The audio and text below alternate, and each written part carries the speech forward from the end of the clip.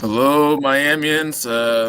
It's great to be with you again today. Here we have an exciting webinar in honor of Black History Month, and here we have some of our Black alums here who work in the National Football League, which is the most popular professional sports league in the United States. So let's go ahead and quickly introduce everyone here.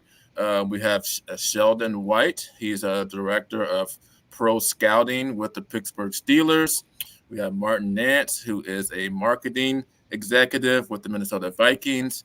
We also have Quentin McCorvey here, who also does great work with social media in the NFL, joining us today. And so we're glad to have everybody here. And I think this will be a riveting discussion on their experiences and journeys into the National Football League. So let's go ahead and start with Sheldon. If you can tell us about your journey from your time at Miami University to your current role at the Steelers.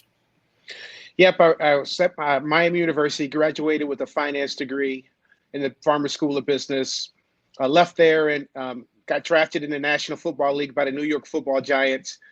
Picked 62nd, played there with the New York Giants, and then went to Detroit Lions for three more years, and then finished up with the Cincinnati Bengals with a career-ending neck injury in 1993.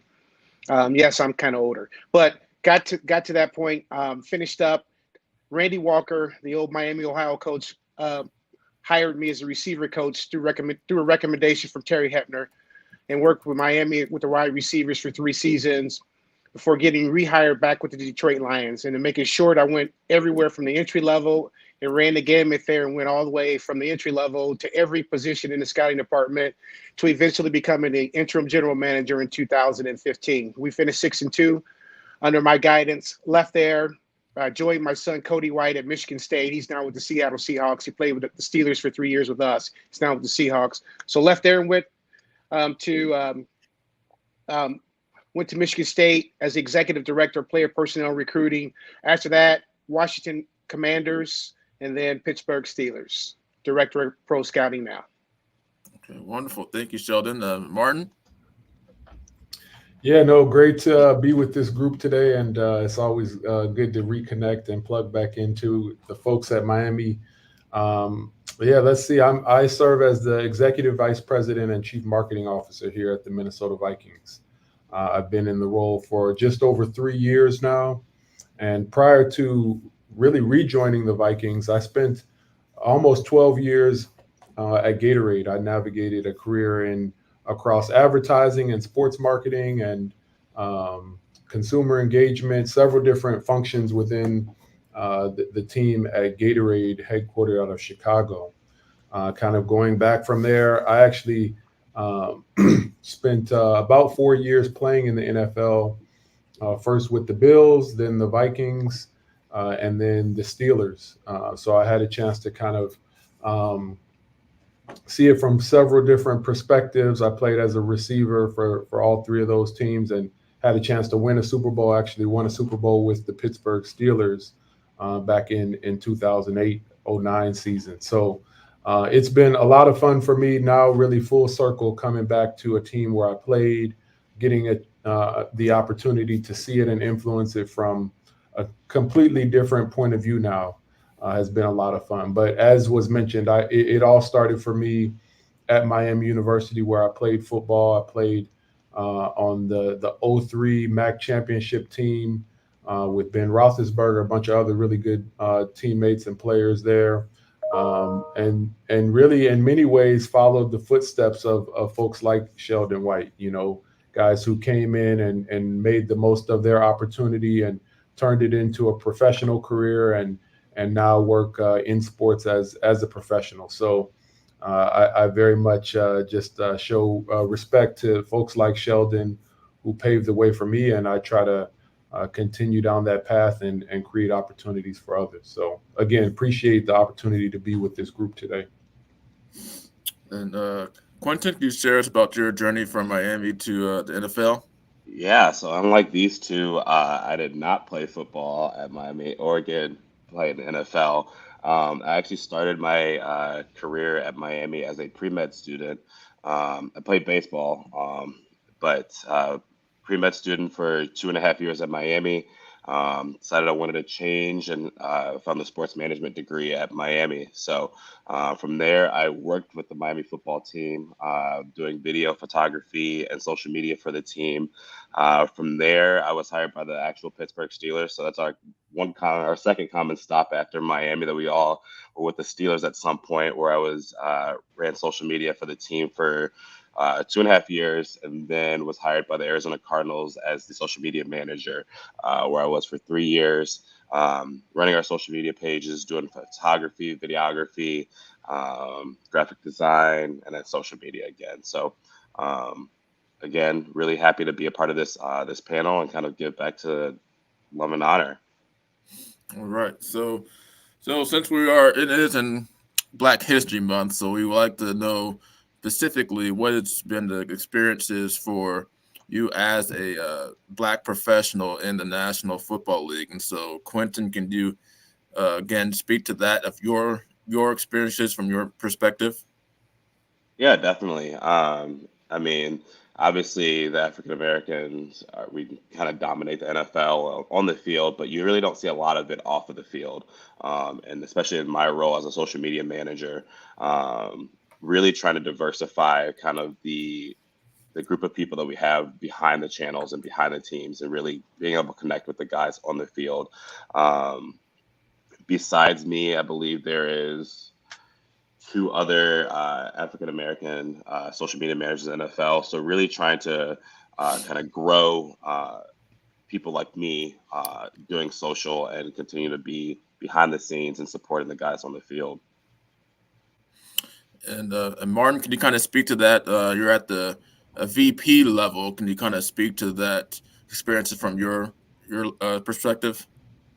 Yeah, I mean, I think Quinn described it well. You know, when you look on the field, obviously, African Americans are well represented and play a huge role and have played a huge role in building this league and set the foundation and represent much of the future of this league.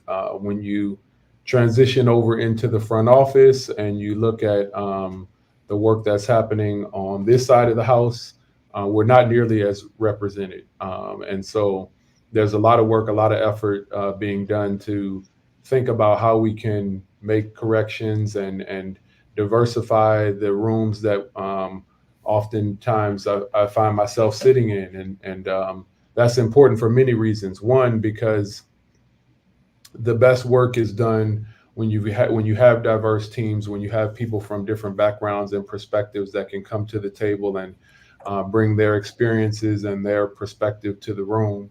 And also, I think just from an equity standpoint, you know, more people should have opportunities to come to the table, to influence, to impact the work that's happening across this league.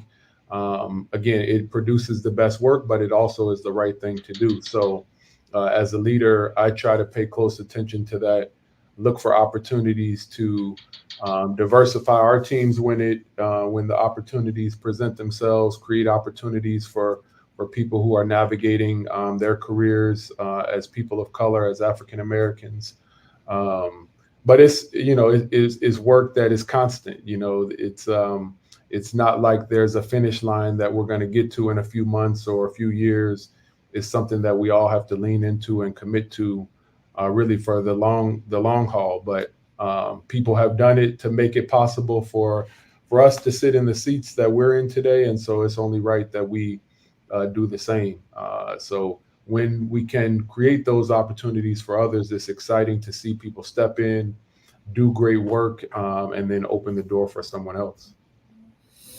You know, Sheldon, you've had the experience of becoming an interim GM with the Detroit Lions, and now you're the director of pro scouting. Can you kind of share your experiences from that as a Black male executive, and kind of speak towards the question of your experience of Black professional in NFL? One of the first things I wanted to go back to, like when I went to Miami, my dad, who grew up in a whole different era now, and he had his own issues, but he used to always tell me at that moment, you had to be cognizant of your surroundings and who's there. You can't ignore the issues. But at the same time, though, he used to always tell me, you have to be better. You have to be better than the white guy. And I never really took it that way when I was listening to him. The way I took it was more along the lines of, take the color out of it. You just have to be better, period. And when you're working, never use your color of your skin as a crutch. Use it more as a way of just working. I'm going to work hard, so much harder than everyone else, that they're going to know that I'm the best person, the most qualified person for the job, not because of anything else except for how well I'm doing. And when the opportunities come open, you're there, and they pick you because you're the obvious choice because of what you've done with your background. I never interviewed for a job until when I interviewed at Miami. It was very short with Randy Walker, and it was a real short interview, but really an official former interview. I never really hit that until I was 50. I had already been a general manager, and then I hit that mark where I had to actually interview for that general manager job. So you want your work to take care of itself that way. I'm in agreement with both guys, and Martin, I agree with you in that vice president role. When I was in Detroit in that VP role, we had a minority internship. I actually took the name of minority out of it, but I was going to make sure in my own way I was going to diversify it and make sure that we had candidates from all over, former players, men, women, you name it. In Pittsburgh, obviously, with the Rooney Rule, we're very, very aware of our melting pot areas that we're using. But when I say that, though, I say it along the lines that not only did we diversify our scouting internships, we actually had 2 women in our scouting internships this year as well. So it's not just a matter of discussing it. You actually have to, when you're in a position, you have to take action and actually put people in these positions and give them a chance to grow. And then you just find out where they go from there. Wonderful. So thank you for speaking to that piece. So we do have more questions about the diversity issue. So one of our questions that came in is said, with the increase initiatives to diversity in the NFL, what steps would you take today for the entire business side of the NFL regarding diversity? I don't know who would want to speak to that first. Yeah, I'm happy to jump in. I mean, I think that diversifying on the business side can come to life in a bunch of different ways. One of the things we're paying close attention to is, what are we doing to diversify the relationships that we have as a team?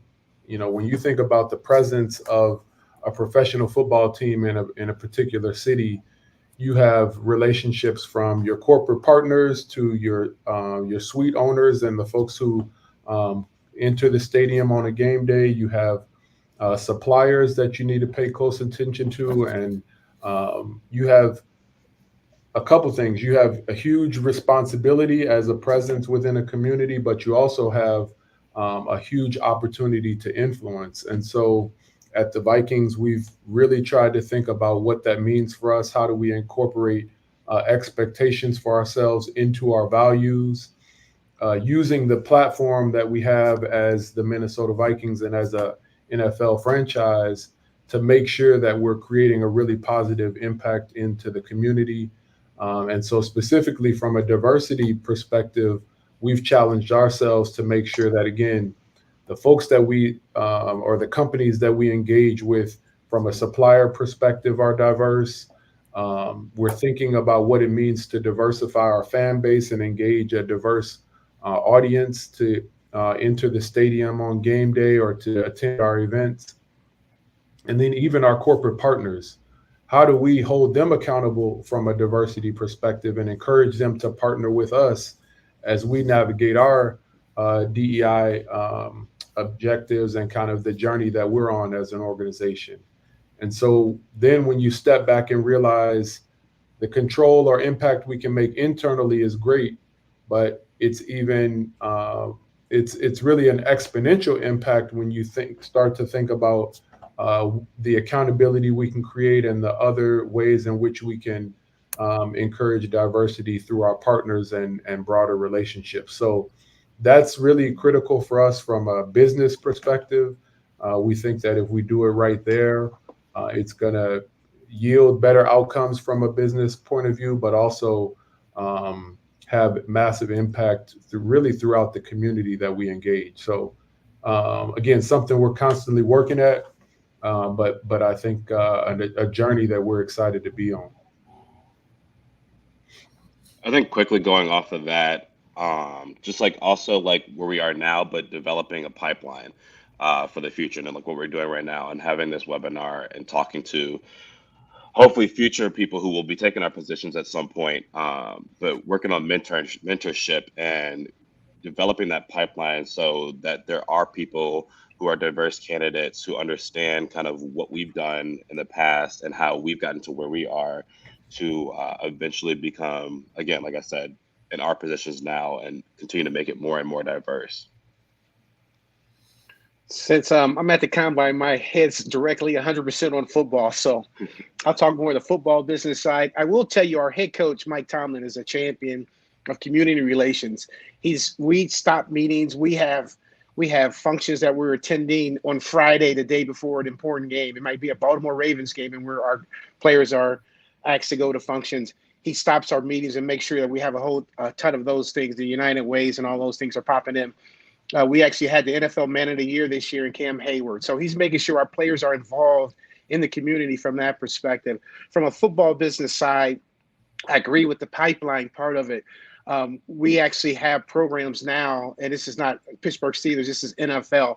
But to create that pipeline, you have to have people in certain positions. It's easy to say, well, we don't have any candidates if every candidate's the same color.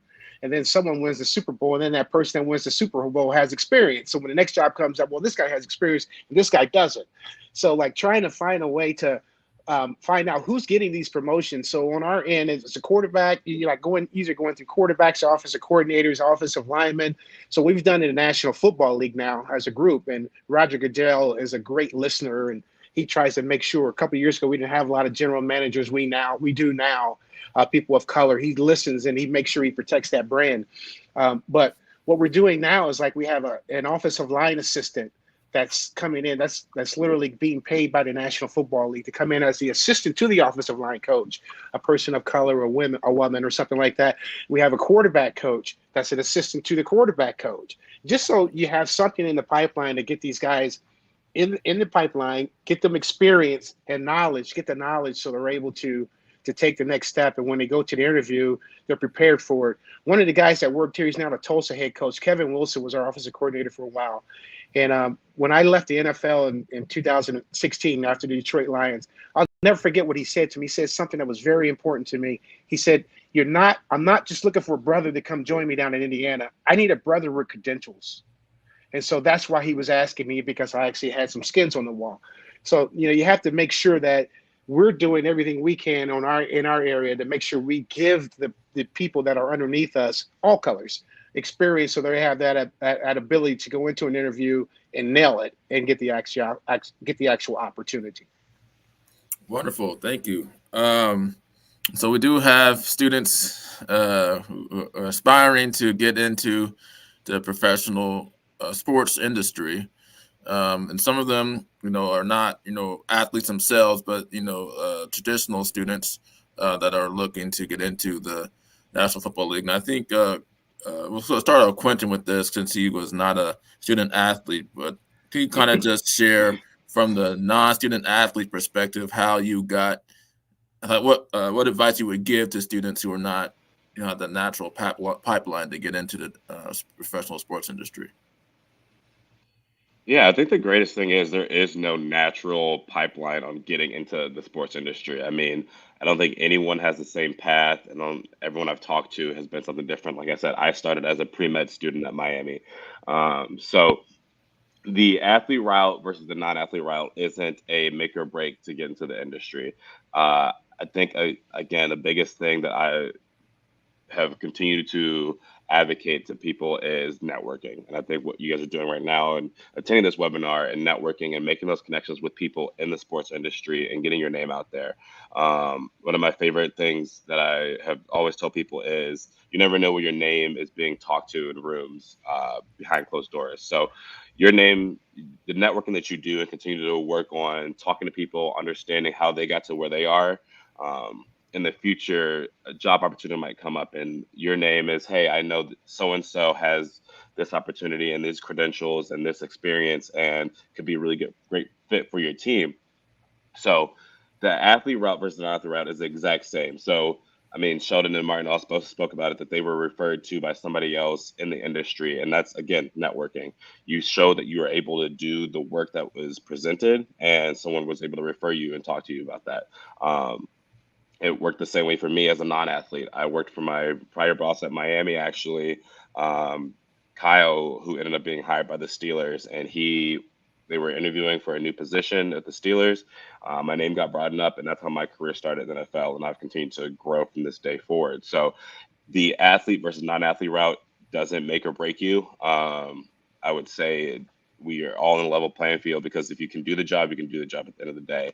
And if you can't and don't have the experience or credentials, you don't. So continue to network, get that experience, and continue to grow your, I guess, Swiss Army knife in a way, that you will be able to be called upon.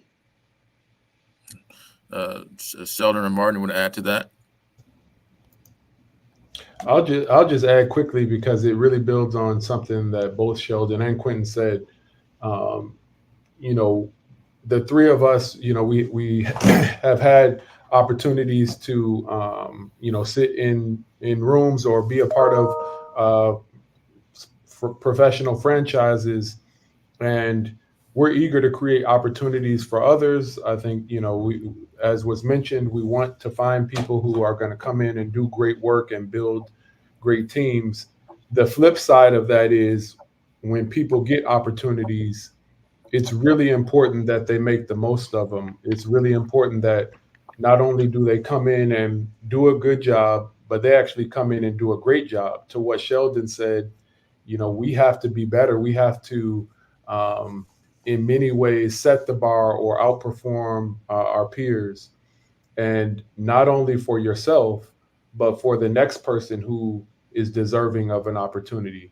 And I often think about that, when I sit in a seat or in a role or in an opportunity, I want to do a great job to represent myself, but I also want to do a great job so that it gives other people around me permission to bring in another person who might look like me, or another person who has a similar background or similar qualifications. So, it's twofold, right? You've got to have a door that's cracked open a little bit, but then you have to have someone who's willing to run through it and do a great job. And like Mike Tomlin always says, the standard is the standard, right? How do you make sure you're showing up in a way that sets the bar where it should be, and that you outperform the expectations that people have for you? Yeah, I'll piggyback on those guys. That was outstanding from Quentin and Martin. Um, on our end, there's 32 of these jobs in the world. So when you get a hold of one, it's a blessing. And I don't like to have people around me that aren't really, really passionate about what they're doing, because I am. So it's very difficult. You have to have patience if you want to get into this profession. But at the same time, I like to call it being passively aggressive. Um, and when I say that, I mentioned two interns that we had. We actually had multiple interns this year in our scouting department.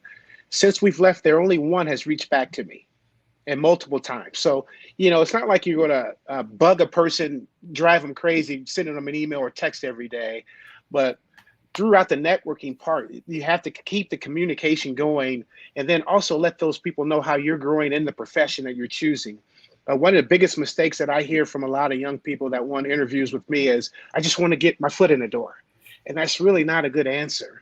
The marketing guy doesn't want to hear that. The social media guy doesn't want to hear that. I want to hear, what do you want to do in the scouting department? And you better be pretty clear and direct about it. I want to be a pro scout. I want to be a college scout. I want to work with the salary cap. I want to do football operations.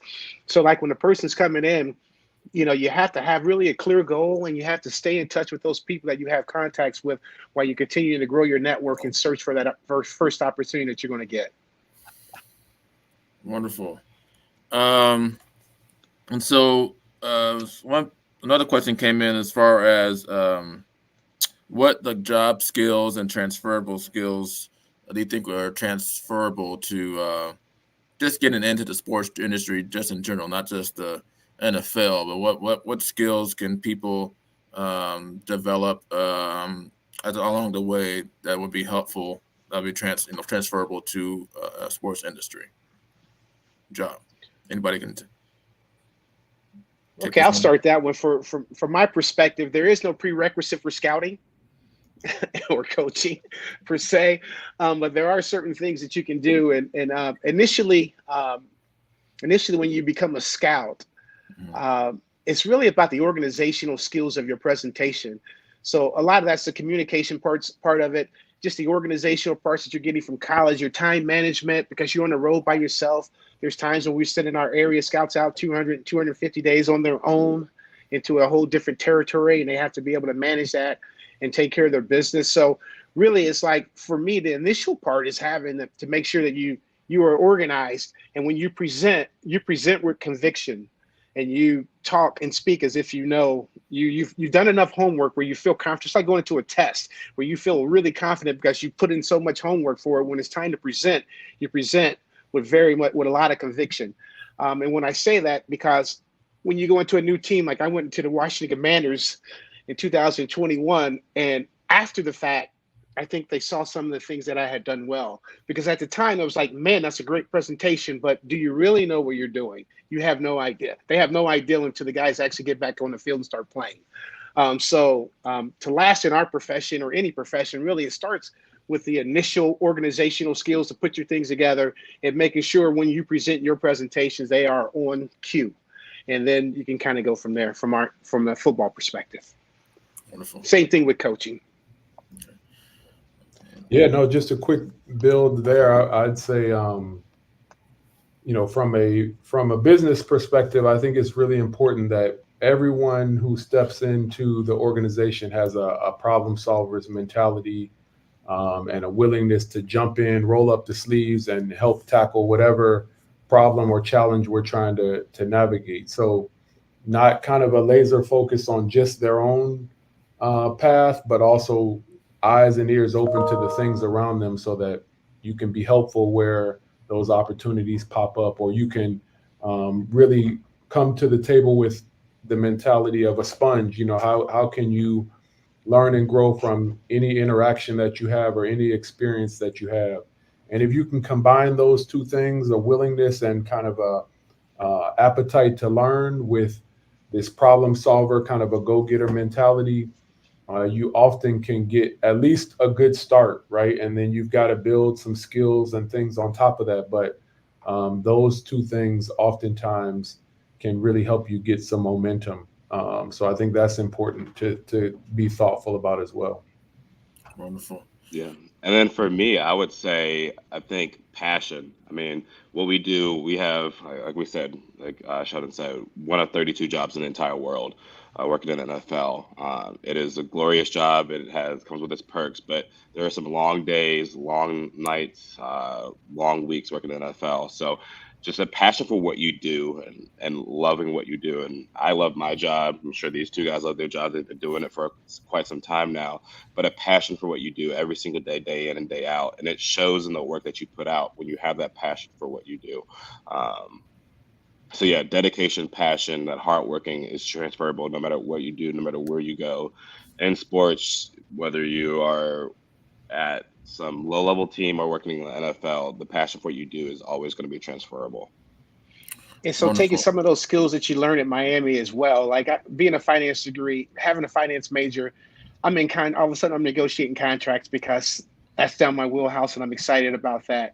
I watched Martin's path the whole time coming through, and we won a championship too in 1986. Martin, was awesome, but but I've watched those guys win a championship, went to their bowl game, and then he disappears, and he comes back using his his marketing information, becoming what he is right now. So being able to take and transfer some of those skills that you got from Miami and apply those in your profession of choice is awesome as well. Wonderful. And Quentin kind of spoke to this about passion, and I heard Sheldon speak about this passion. So, what is your favorite aspect about your job? What makes it what makes it passionate for you to do your job? And maybe you can to start with Quentin and go from there. Yeah, it goes back to loving what you do. every day I wake up, and like I said, I had the opportunity from Miami with the Pittsburgh Steelers as an intern and continue to grow from there. Every day I tell myself, prove why you should be here. Um, Prove why you should be here. Prove why you should be at the next level, and then continue to grow. And I've done that every single day when I wake up. And having that mentality and that passion for what I do makes it so much easier to go to work every day. Yes, we are working with NFL athletes and traveling around the world, but it's really about what I do on a daily basis and kind of the social media side. I get to build brands. I get to build brands not only for the team but for the players. So every day or at the beginning of the season, I go to the players and I have a conversation with them and I tell them that I am here to build the team brand, but I'm also here to build their brand. So we have a lot of rookies who are coming in who don't really have a brand. They have a small following from their college days or wherever they were previously, but it's a passion of continuing to help grow other people. So I go into work every day and it's not work to me. It's more, I don't know how to say it.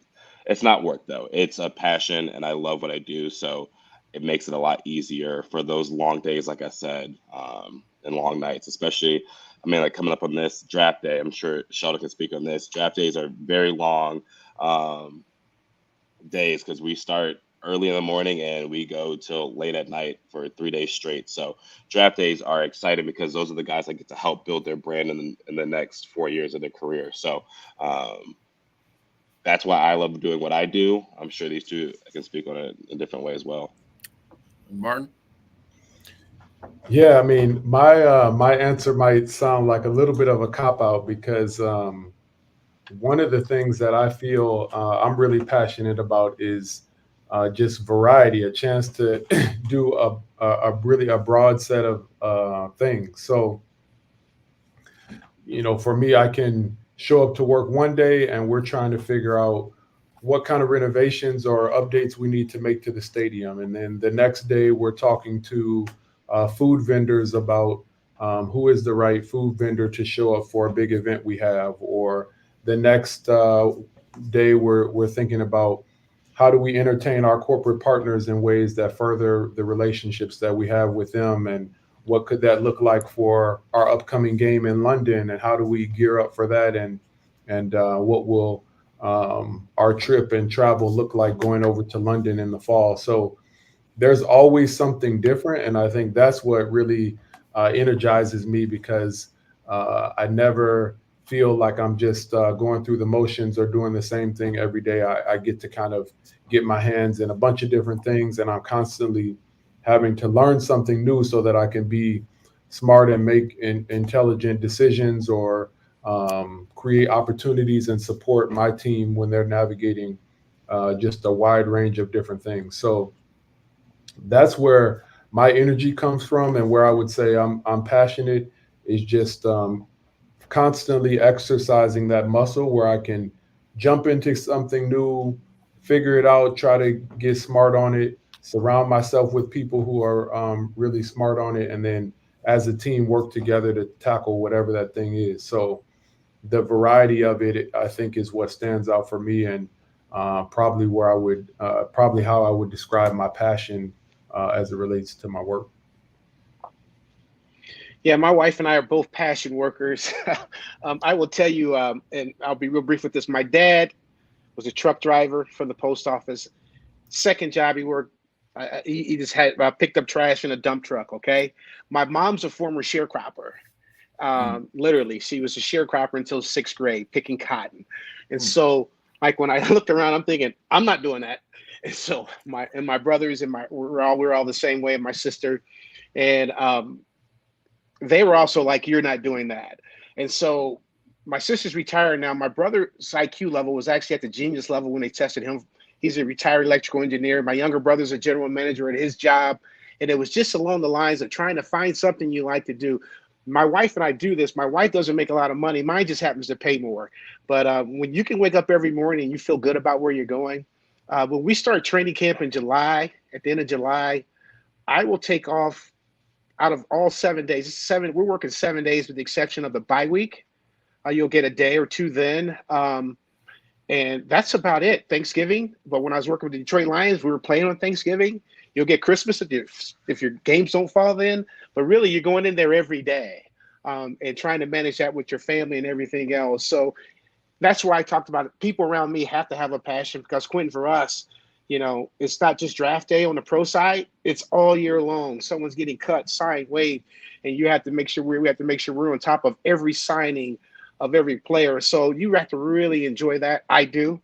So when my boss comes in, he wants me to do something. It's nothing to me, because it's what I love doing. I don't mind spending the hours, because I'm talking to others going, hey, would you like to drive that truck or pick a ditch? If that's what you love to do, that's fine. But for me, I love to come in and watch football. So I get to watch football, evaluate players all day, try to put together a team. This year was really challenging, because all of our central communicators, our middle linebackers, and our safeties all went down, and we had to go find other guys off the street. And then that group went down, and the next group down. So there's that challenge. When I say 32, there's across the league, there's a challenge, and we're all fighting like crazy. We're gonna hit each other in the mouth on game day, but we're gonna make sure that we are doing everything within our competitive fields to make sure that we are the best team in the National Football League, and it's a challenge. And only one team comes home with the trophy, and the other ones go right back to work the next day and try to get it for the next year. So that's what we're in, and so we embrace that challenge, all of us.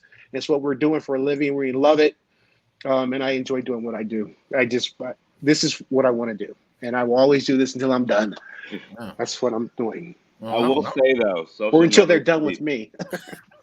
I will go off of that point that social never sleeps. So we are, again, I gave the example of draft day, but we are always going. I mean, guys like you could pick up a guy at 10 o'clock at night, and we have to get ready for a graphic to announce that to our fans as well. So, I mean, we're all working this in different spots in the industry, but we are all working together at all points. I will work with Martin. I will work with Sheldon in different aspects. So it's always a kind of, we never stop. Again, like you said, once training camp hits, we are going every single day. By week, you get 2 or 3 days, and then up until your season's over. So it's a never-ending grind, especially in the off season. The off season, honestly, is more busy than our regular season, because we are combine, draft day, rookie mini camp, OTA, schedule release. It's the passion has to be there. You got me more fired up and ready to go with the work that I do at the Miami University Alumni Association. So we have some more questions here.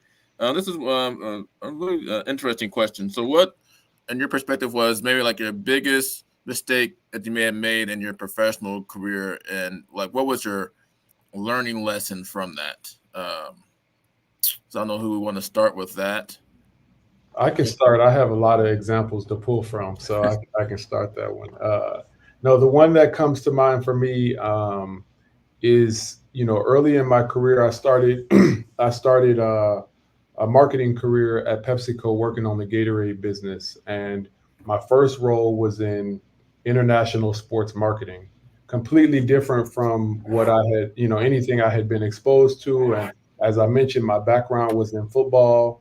And here I was working on sports like cricket and rugby and international soccer and BMX, snowboarding, all these things that were completely out of my background and what I had been exposed to.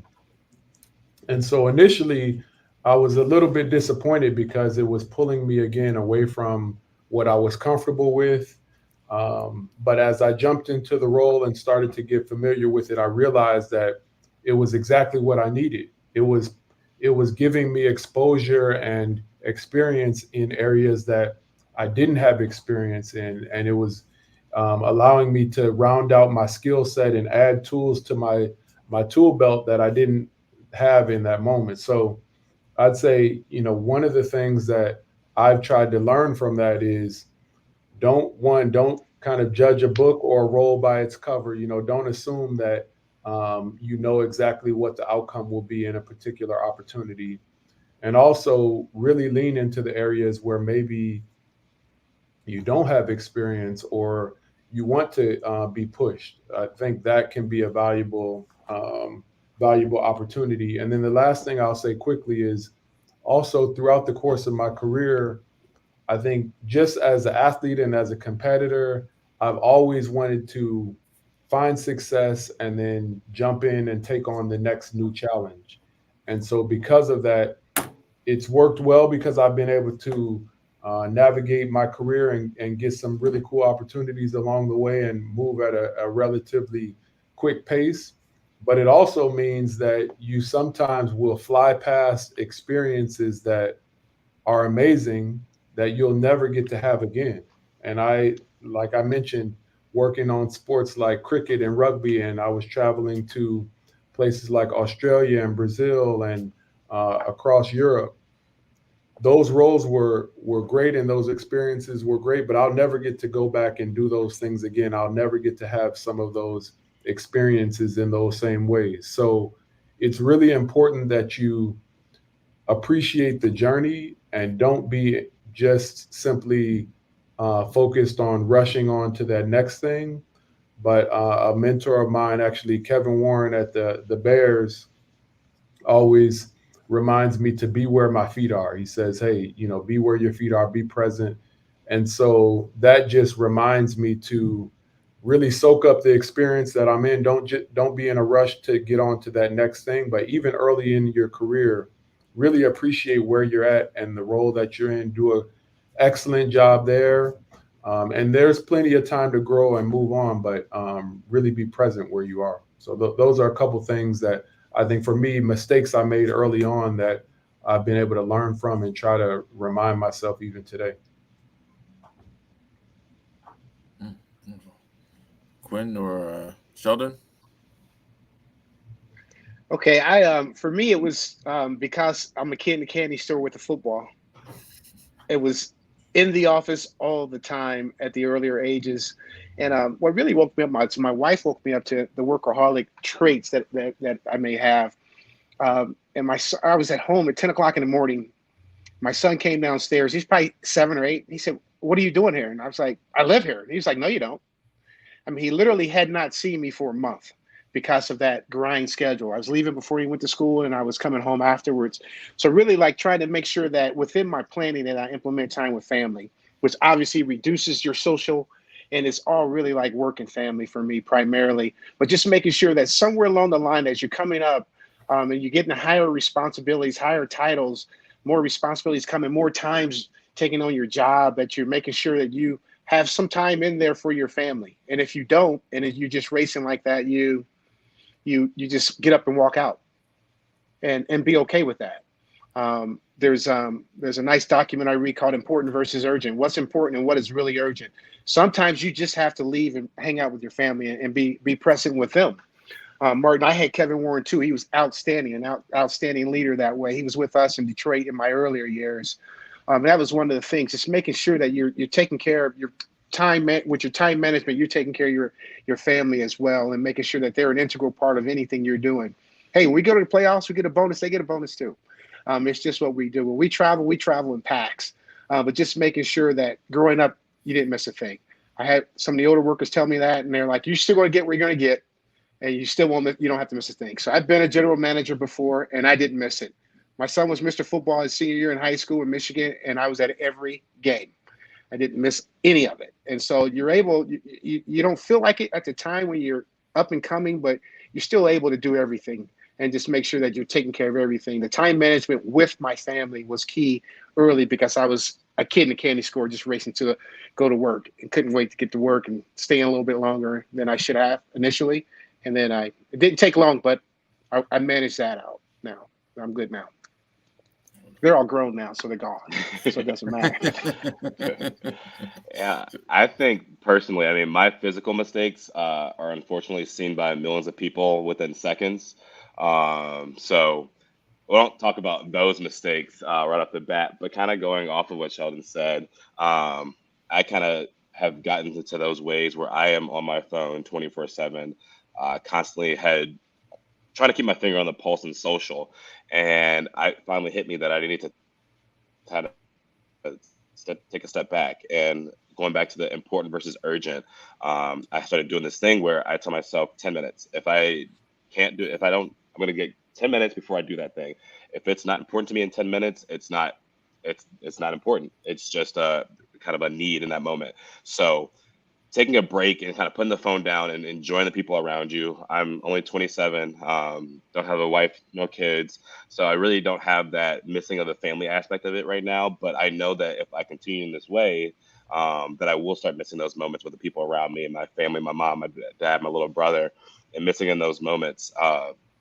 So kind of, again, the same thing, just kind of our job is our job, but family is always going to be family, and that's always going to be at the end of the day. I like what you said. It's going to be here. You're going to get to where you're going, but appreciate the little things along the way and the journey that it takes to get there. So I would say that's kind of probably my biggest mistake too, is kind of being a kid in the candy store when it comes to football, social media trends. I'm on TikTok way longer than I should be every day. Just trying to keep up on brands and trends and things that are going on, but understanding that those trends are going to be trends, and 2 hours and talking to my mom on the phone for an hour of those and my dad on the phone for an hour is going to be just fine. Wonderful. Thank you for honesty and transparency in that question. Thank you for answering that way. This may be a little bit more tailored towards Quentin. We just got a question that came in.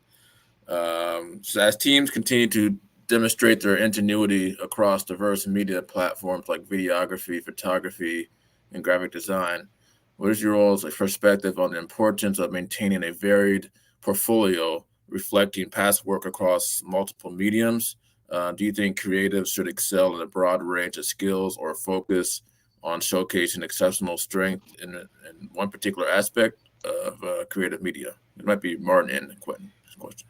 Yeah, so on my end, personally, I started off at Miami doing uh, video, and from video, I started doing coaches video. So I was the one up in the scoreboard filming these two guys for practice, so they could break down film, for coaches to break down film and all that kind of stuff. And then from there, I moved down to doing creative video. So I did highlight videos for the fans to watch, teams to watch before games.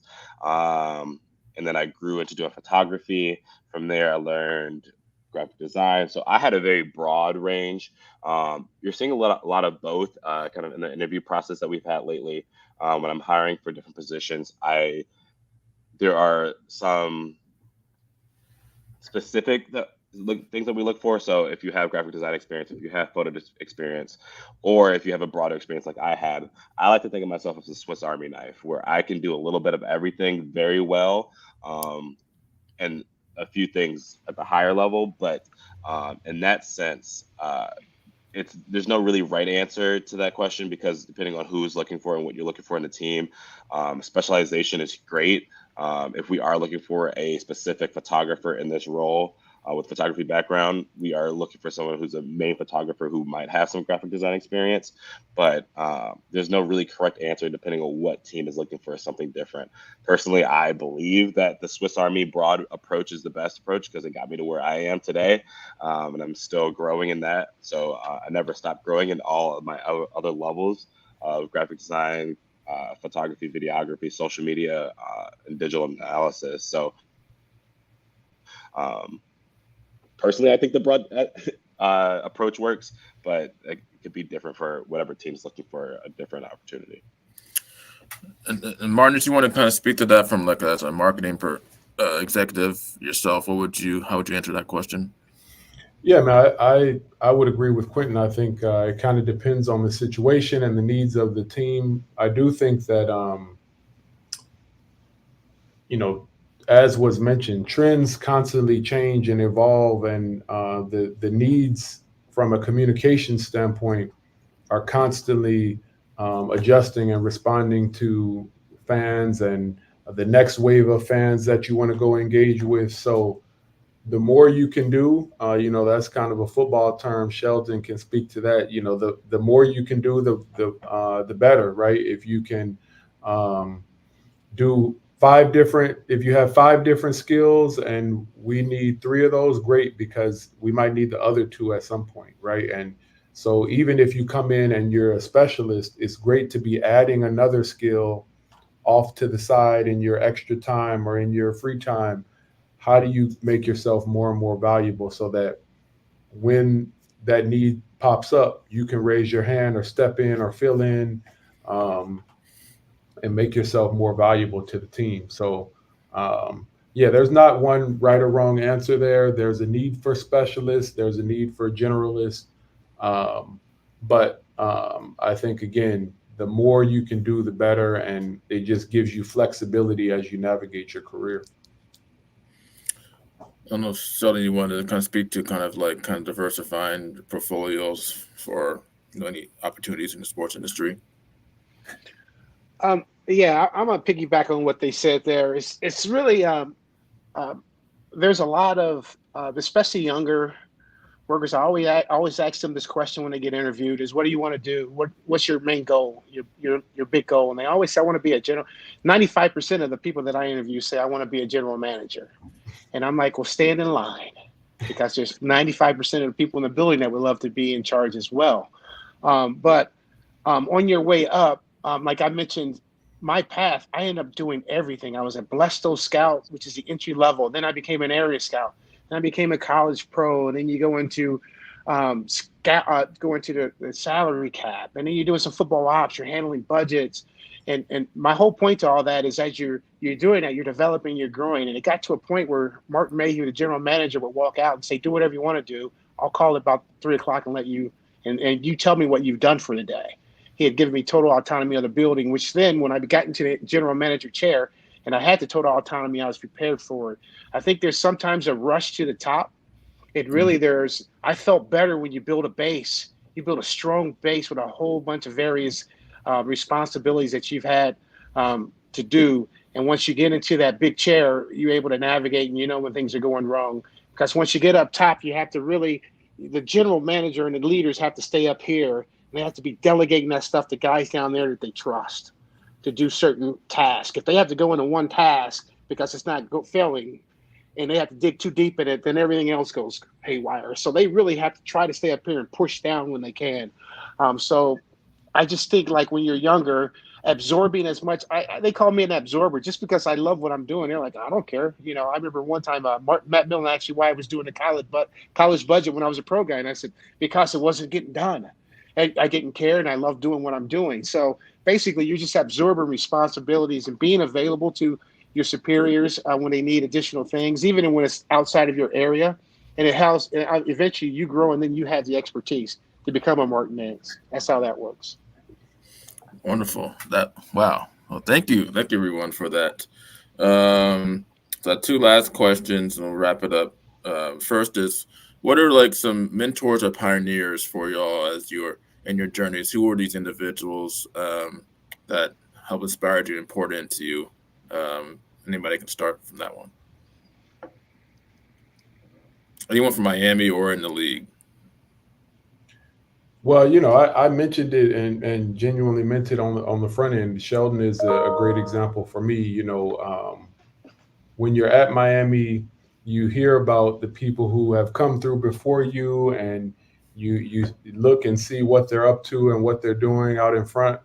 And that's where you find inspiration. That's where you realize that certain things are possible, or your eyes become open to paths that you didn't even realize existed. And so I was fortunate. I had a position coach that was just a huge fan of Sheldon's. And so my position coach, Brian Von Bergen, every chance he would get, he would, just kind of brag on the fact that he knew Sheldon and that they had a relationship, and he just really looked up to him. And so that just encouraged me to kind of keep an eye on him and the way in which he was navigating his career and the respect that he would garner across the league. And so for me, that just always has served as a great example of how you can go from the practice fields and the weight room in Oxford to going on and doing great things in the NFL. So that's someone, definitely, Sheldon. I appreciate you and just the path that you've kind of blazed. And then I mentioned Kevin Warren is another good example. That comes back to what Quentin said earlier around just never knowing when a networking relationship or when your name can come up in a room. Quick backstory: as I mentioned, I played a couple years with the Vikings, and during that time, Kevin Warren was heading up the legal department for the club. And so I would just see him in passing, kind of see him moving throughout the building. We didn't have a real tight relationship, but we were familiar. And again, it just planted a seed in my mind as I could see this, see this uh, um, leader moving throughout the building. Black man, always treated people with respect, and it just served again as another example of wow, I can see possibilities that I didn't realize existed. And so those are the type of people and the types of situations that I think can be far more impactful than maybe sometimes folks realize in the moment. So Seth, I gave Martin $100 to say that, just so you know. Go ahead and mail it to him in Minneapolis. Go ahead and slide it in there. Yeah. Martin mentioned problem solving at a young age. My father passed when I was in college, and really he was really sick throughout my high school time. So all my family members really had to come together, and the problem solving had to come from us, with my mom and my siblings. Where I was going with that, though, then I start getting like peers or people that were coming in as father figures. Your high school football coach, who I'm still really tight with. There was a worker a guy by the name of Vic Waltz, a former graduate who got me summer jobs. He put me in a tool shop one year, and I was like a sophomore, and he put me in charge as supervisor of painting his building. It was something small, and I was like, wow, you got these guys. One of them was a captain of our football team. He's a senior, and he had me running them. And I was like, how'd you pick me? And he said, well, you're going to be doing this one day. You just don't know it yet, but you're going to be a boss one day, and you're going to have these skills. I'm just getting you prepped for it. So my point to that is more along the lines, we've all had these peers and mentors along the way, people that have helped us grow. And I felt like every job that you're in, you have to be really cognizant. Sometimes because of color, you have to be really cognizant of if that person above you is going to give you an opportunity or not. And I'm a little older, so sometimes I could sense that guy wasn't going to give me an opportunity. I was going to be at a certain level the entire time if I was working underneath employee X. So you have to be really cognizant of that and be ready to maneuver away from those situations and put yourself in situations where someone feels really good about what you're doing. They're going to champion your work and give you an opportunity to grow. If you would like to grow, that's very important, or you end up really stagnant. Yeah, I mean, kind of going off of that, I mean, my dad has been my biggest mentor since I was little, kind of going off what you said, Sheldon. My dad hadn't missed a single game in high school. No matter what was going on away, home, he would never miss a game.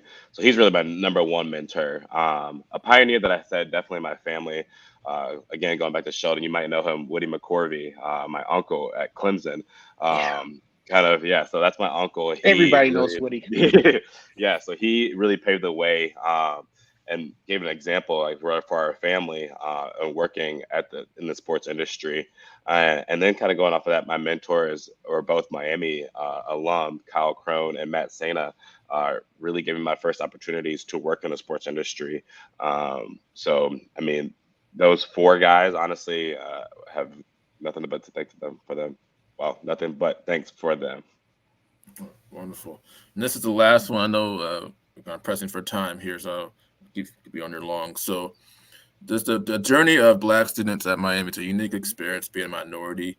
And from my perspective, it's, you get your formal public Ivy League education, but you also get your social education, how to navigate the real world, where you're going to be the minority in certain spaces. And so what would you speak to the Black student at Miami right now that's kind of going through that and just needs to see some inspiration? As you know, if they're not seeing too many of them, here with them, as their peers, but going into the professional world, what would you speak to the Black student at Miami? Anybody can start with that. Yeah, like I mentioned, go ahead, Mark. Go ahead, Sheldon. After you, sir. Oh no, I mean, I think back on my time at Miami, and man, I was fortunate. I had a great experience. But the reason why I had such a positive experience was because of the folks that I was able to surround myself by, or have good fortune to spend time with. I think about my teammates and guys that were just uh, brothers to me and helped me navigate it. Um, so that's really important, is finding your community within the community and finding those people that can appreciate the journey you're on and help keep you lifted up and supported and navigating the difficult times. But it also gives you kind of a home base to plug into when you need it, right? And as you're navigating that broader community at Miami, you need a sounding board. You need people who can relate and appreciate what you're going through. So that was really important for me. And then the last thing I'll say quickly is, I met my wife at Miami. And, I didn't show up expecting that to happen, but her and I just connected and kind of became, college sweethearts. But within that, again, we were able to serve as just a really good support system to one another, and that has turned into just many years of a really good relationship. So you can surprise yourself in terms of the people you can connect with and the relationships you can build there during your time in Oxford. Sheldon. Um, my initial experience, like I mentioned, I'm a little older. I had a calculus teacher in high school my junior year that had us prepared before I got to Miami. The first test I took, it's a 50-minute test or whatever. I finished in about 30 minutes. I never read the book. I didn't have to. Um, I can't do that now, but back then. But I remember handing him my results, and I got a 96 on the first test in 30 minutes. I was the first guy to get up and walk out. And our coach, Tim Rose, used to make us sit in the front row. So I'm sitting in the front row right in front of him, and I finished this test in 30 minutes, and I walk out. So the next test I take, I'll never forget. The first time I had a little thought to reach up and look up, this guy was staring at me the entire test. And I'm thinking, there's some white guy back in the back of this room that's cheating. I'm sitting right in front of you. I just happen to know this information. So I'll never forget. The next 30 minutes, I had him the test. It was 100, and he never looked at me that way again. Maybe a little preconceived notion of who I might be. I might just be a football player here or whatever. And I never had that experience with any other professor at Miami. But instead of like taking it with anger, it's just it was more along the lines of, I loved it because I grew up and I went to a city school in high school, and it helped me broaden everything that I was. I had to completely go out of my element, which when you get into the workforce, you're going to have to do anyway. You're going to be out of your element sometimes, and sometimes you're all alone and doing a job all by yourself, or you're going to have your responsibilities, and there's no one sponsoring you. You just have to do a great job and complete your task. And then, like Martin said earlier, you end up getting around your support network of people and finding people that are like-minded like you and have that same mission.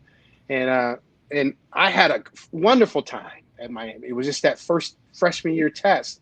I was really irritated. This guy was staring at me as like I had some answers up my sleeve or something. It was really like irritating. But I got through that time. He got through that time. He never looked at me like that again after I handed him his test, and it was 100%.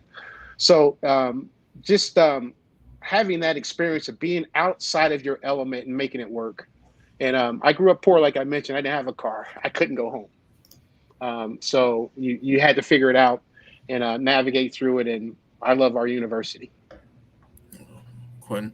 Yeah, I mean, going off of that, I mean, understanding where you are and understanding that it's really, I like the real world, and kind of what we do now, like we said earlier in this seminar, that it's very few of us. Still the minority. We're the minority in Oxford. We were the minority in our classes and our Greek life, and you going out, sporting events, all that kind of stuff. And it's just like that in the real world. So Miami really prepares you as a minority, and understanding that aspect of it. So if you excel at Miami, you're really due to excel in the real world. I mean, that's not really even on diversity. That's just in general. I mean, Miami, Oxford taught me a lot about who I am and the person I'm going to be. And that's not even the academic side of it. So going to the academic side of it, the growth that I was able to attain was tremendous to help me to be in the real world and where I am now. And every day I do thank Oxford, Ohio for those opportunities and helped me to get to where I am now. All right. So thank you everyone for joining us today. We had a great discussion here in celebration of Black History Month, and we're so proud and thrilled for all of our Black alums here that are joined us for their journeys in NFL and that they've shared their experiences with the audience. And so continue to follow the Miami University Alumni Association. We have a lot of variety of topics and webinars that are coming up. And then we thank everybody again for watching. And with that said, love and honor. Love and honor. Love and Love honor. and honor.